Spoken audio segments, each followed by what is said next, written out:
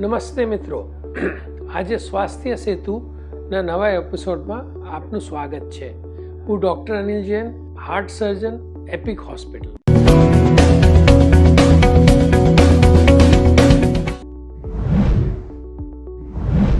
હૃદય રોગ જેમાં હૃદયની નસોમાં અવરોધ આવે છે એને હાર્ટ ડિઝીઝ કે કોરોનરી આર્ટરી ડિઝીઝ કહેવામાં આવે છે. જે દર્દીઓને કોરોનરી આર્ટરી ડિઝીઝ એટલે કે હૃદયની નસોમાં બ્લોક આવે એવો રોગ હોય એના માટે જે ઓપરેશન થાય એ બાયપાસ સર્જરી કહેવાય. બાયપાસ સર્જરીમાં હાથ, પગ કે છાતીમાંથી નસો લઈને જ્યાં પણ નસમાં અવરોધ હોય એને બાયપાસ મૂકવામાં આવે છે.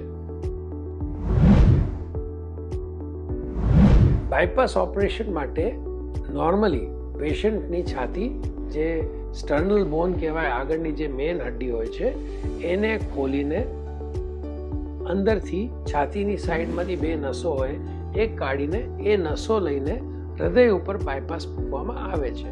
આ ઓપરેશન જો એકાદ નસમાં માટે કરવાનું હોય તો સાઈડથી મિનિમલી ઇન્વેઝિવ ઓપરેશન પણ કરાય. આ નોર્મલ ઓપરેશન હોય છે અને જે બાયપાસ મુકાઈ ગયા એ પછી આ છાતીનું જે પિંજરું હોય એને પાછી સ્ટીલ વાયરથી બંધ કરી દેવામાં આવે છે. ઓપરેશન પછી સામાન્ય દુખાવા સિવાય કોઈ તકલીફ પડતી નથી અને 8 થી 12 અઠવાડિયામાં પેશન્ટ કે દર્દી એની નોર્મલ પ્રવૃત્તિ પર પાછું જોડાઈ જાય. હૃદયનું ઓપરેશન કરીએ ત્યારે કેટલીક વખત લોકો પૂછતા હોય કે હૃદય બંધ કરીને કરશો, બહાર કાઢશો, ટેબલ ઉપર રાખીને રિપેર કરશો કે કઈ રીતે આ ઓપરેશન કરશો? તો કોઈ પણ પેશન્ટના ઓપરેશનમાં હૃદય બહાર કાઢવામાં આવતું નથી, સૌ પ્રથમ. બીજા નંબરનું, જ્યારે આ બાયપાસ ઓપરેશન કરીએ છીએ એ બે ટાઈપનું હોઈ શકે. એક હોય છે કે ધબકતા હૃદય કે બીટિંગ હાર્ટ સર્જરી કહેવાય, જેમાં હૃદય ચાલુ જ રહે છે અને ચાલુ હૃદયમાં બાયપાસ મૂકી દેવામાં આવે છે. મોટા ભાગના ઓપરેશન આજની તારીખમાં બીટિંગ હાર્ટ કે ધબકતા હૃદય કરવામાં આવે છે. પણ ક્યારેક હૃદય થોડુંક નબળું હોય છે કે હૃદયની નસો બહુ ઝીણી હોય કે હૃદયની નસોમાં બહુ કેલ્શિયમ હોય કે જે નસો હોય એ સ્નાયુની અંદર કે ચરબીની અંદર ચાલતી હોય અને ધબકતા હૃદયનું ઓપરેશન અસંભવ હોય. એવા દર્દીઓમાં હાર્ટને હાર્ટ લંગ મશીન ઉપર મૂકી દેવામાં આવે અને હૃદયને બંધ કરીને બાયપાસ મૂકવામાં આવે અને ઓપરેશન પતી જાય પછી પાછું હૃદયને ચાલુ કરીને હાર્ટ લંગ મશીનને બંધ કરી દેવામાં આવે છે. જે બાયપાસ ઓપરેશન છે એક ટાઈપનું શું કહેવાય, બાયપાસ ઓપરેશન એક ટાઈપનું પેલિએટિવ ઓપરેશન છે. પેલિએટિવ ઓપરેશન એટલે આપણે રોગને નાબૂદ નથી કરતા. જે એથેરોસ્ક્લેરોસિસ છે, જે બીમારી છે એ તો હૃદયની અંદર છે ને શરીરની બીમારી છે ને એથેરોસ્ક્લેરોસિસની પ્રક્રિયા બોડીમાં ચાલુ રહે. તો જે ધમણીમાં બ્લોક આવે એ એથેરોસ્ક્લેરોસિસના લીધે આવે અને એ એથેરોસ્ક્લેરોસિસના બ્લોકને બાયપાસ કરવામાં આવે. જે ક્ષાર કે ચરબી કે થર જામ થાય એને ફક્ત બાયપાસ કરવામાં આવે. આ બાયપાસ માટે નસો અન્ય જગ્યાથી લેવાય. હાથની આર્ટરી લેવાય, છાતીમાંથી નસ લેવાય કે પગમાંથી શીરા લેવાય. જે પગનું શીરાનું બાયપાસ હોય એમાં વધારે પડતું ચાન્સ રહે કે ફરીથી બંધ થઈ શકે. પણ જે છાતીની નસ, જે મેમરી આર્ટરી કહેવાય, એ સૌથી ઉત્તમ નસ હોય છે અને એના જે બાયપાસ મૂકેલા હોય એ મોટા ભાગના 20 થી 25 વર્ષ સુધી ચાલે.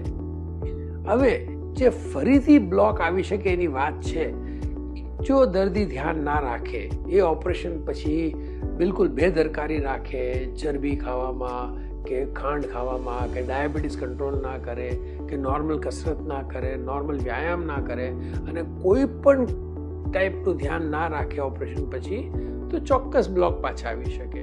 એ સિવાય તંબાકુ ખાય અને વ્યસન કરે તો પણ ફરીથી બ્લોક આવી શકે.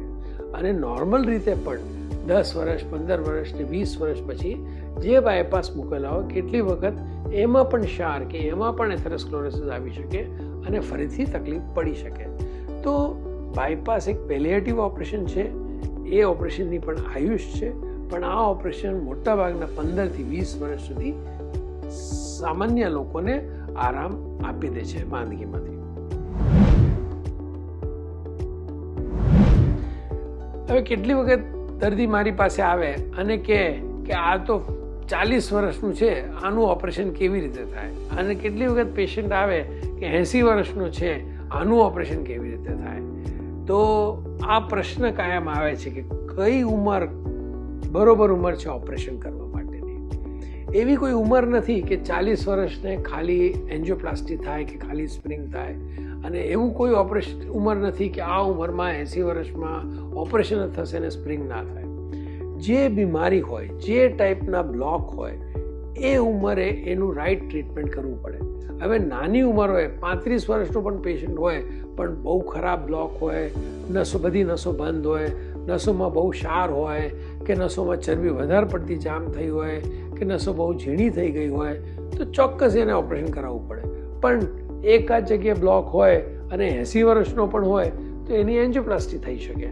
તો ઉંમર કરતાં વધારે કયો ટાઈપનો રોગ છે નસોમાં, એની ઉપર નિર્ણય લેવો જોઈએ કે બાયપાસ કરવું, સ્પ્રિંગ કરવું કે શું કરવું. કોઈ પણ ઉંમર બહુ ના કહેવાય ને કોઈ પણ ઉંમર બહુ નાની ના કહેવાય. જે ઉંમરે માંદગી આવે એ ઉંમરે એનું ટ્રીટમેન્ટ કરાવવું પડે.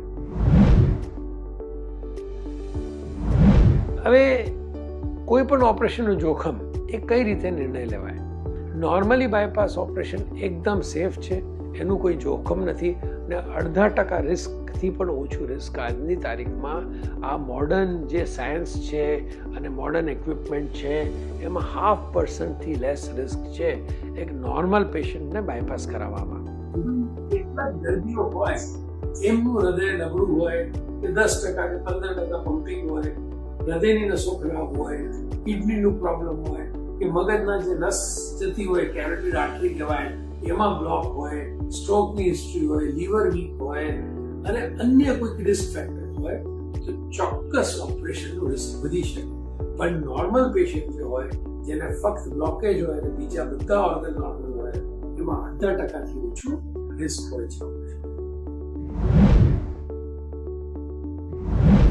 કેટલી વખત પેશન્ટો મારી પાસે આવે અને કે સાહેબ હવે તો ઓપરેશન થઈ ગયું, જલસાથી જીવાના. હું કોઈ ચોક્કસ જલસાથી જીવાના, પણ જલસાની ડેફિનેશન બરોબર હોવી જોઈએ. હવે એવું નથી કે ખાલી જે વ્યક્તિએ બાયપાસ કરાયું હોય એને કાળજી રાખવી પડે. કાળજી તો બધાએ રાખવાની છે. આ જમાનામાં હૃદય રોગનો એપિડેમિક આવેલો છે અને બધાને હૃદય રોગ થવાનો છે જો આપણે કાળજી ના રાખીએ. નોર્મલ કાળજી બધા પેશન્ટોએ અને નોર્મલ વ્યક્તિઓએ આપણી રૂટીન ડે ટુ ડે લાઈફમાં રાખવી પડશે. હવે કઈ ટાઈપની કાળજીઓ કહેવાય? કાળજી તો બહુ લાંબી લિસ્ટ છે અને બહુ બધું કહી શકીએ, પણ હું સાધારણ અક્ષરોમાં કહીશ કે ખાવા પીવામાં ઘી તેલ ઓછું અને બને તો તળેલું નહીં લેવાનું. આપણા દિવસ દરમિયાન ખાવામાં, ભોજનમાં બને તો મીઠુંનું પ્રમાણ કે સોલ્ટનું પ્રમાણ બને તો ઓછું રાખવાનું. અને મારી સલાહ છે 3 થી 4 ગ્રામથી વધારે મીઠું દિવસમાં ના લેવું. થર્ડ, કે આપણે ખાવામાં ભૂખથી 1 રોટલી ઓછી ખાવાની, ક્યારે ભરપેટ નહીં ખાવાનું. અને સ્વીટ્સ અને મિષ્ટાનનું પ્રોપોર્શન ફિક્સ રાખવું. એ ઉપરાંત રોજ ઓછામાં ઓછા 30 મિનિટ બને તો અઠવાડિયામાં એટલીસ્ટ 5 વખત થઈ શકે તો 30 મિનિટનું એક્સરસાઇઝ રાખવાનું. અને એ સિવાય ઘરમાં પણ આપણે રહેતા હોઈએ ત્યારે નોર્મલી આપણું પોતાનું કામ પોતે કરવાનું પ્રયત્ન રાખવાનું. હું સાધારણ વસ્તુ કહું કે આપણી ખાવાની પ્લેટ કિચનમાં મૂકી આવવાનું, આપણને તરસ લાગી હોય તો પાણી લઈ આવવાનું. એટલે હાલતા ચાલતા રહેવાનું. જો હાલતા ચાલતા રહેશો તો એ પોતે એક ટાઈપનું વ્યાયામ છે. કેટલી વખત આપણે બજારમાંથી શાક લેવા જવાનું હોય કે દૂધની કોથળી લેવા જવાનું હોય તો ચાલીને જતા રહેવાનું. પેશન્ટો મને કેટલીક વખત પૂછે છે મારું ઓપરેશન થઈ ગયું બધું બરોબર? તો હું બહુ સિમ્પલ કહું છું કે જિંદગીમાં આપણા જીવનમાંથી મોટરને નાબૂદ કરી દેજો. મોટર એટલે કઈ રીતે? મોટર કાર કાઢી નાખો, મોટરસાયકલમાંથી મોટર કાઢી નાખો એટલે સાયકલ પર આવી જાઓ. એવી રીતે બને એટલું શરીરનું મોટર છે એને વાપરશો એટલે એક્સરસાઇઝ કરશો તો તમારા માટે સારું. તો નેક્સ્ટ વસ્તુ ખાવા પછીનું ધ્યાન છે આપણે પોતે કેટલું વ્યાયામ કરીએ, કેટલું ફરીએ, કેટલું એક્સરસાઇઝ કરીએ. તો દિવસમાં જેટલું બને એટલું હાલવા ચાલવાનું રાખો, કસરત કરો, કોઈ પણ વ્યાયામ કરો અને બેઠાડું જિંદગી ના રાખો. એ પછી ડાયાબિટીસ અને બ્લડ પ્રેશર એનું પાકું કંટ્રોલ રાખવાનું. બ્લડ પ્રેશર 120/80થી વધારે નહીં, અને HbA1c જો ડાયાબિટીક હોય તો 6.5થી ઓછું રહેવું જોઈએ.